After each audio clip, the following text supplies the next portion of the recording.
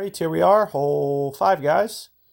Now, what I typically like is a quarterback 10 for this hole is ideal. I'm assuming they're going to give us a tailwind. This essentially always is tailwind in pro on this one. So sure enough, there it is.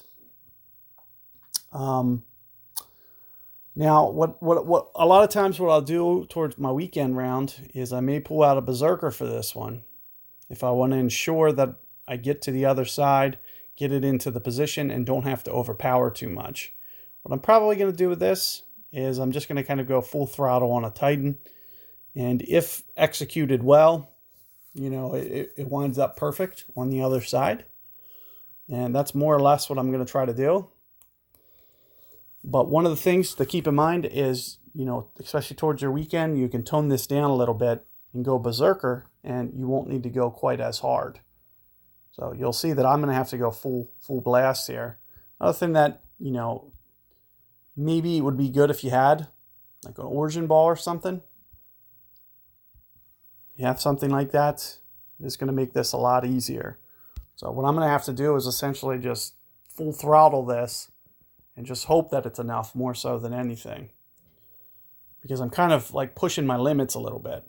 So you can see it's just kind of creeping, but what you need it to do is get up to that other side. And I was just short from getting it into that fairway. Once you get it into that fairway, especially in pro, you know, typically the wind's small enough that it's very holdable.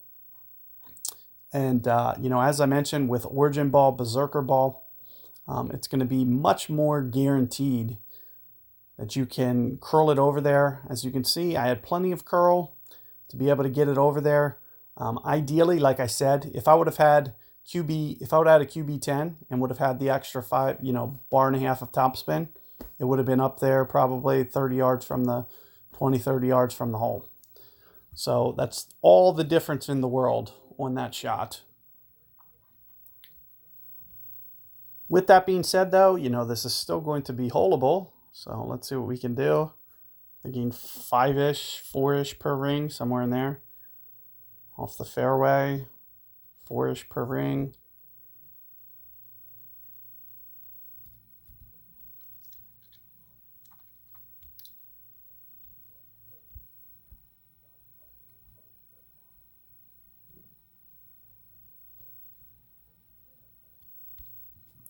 So just a shade more than one ring.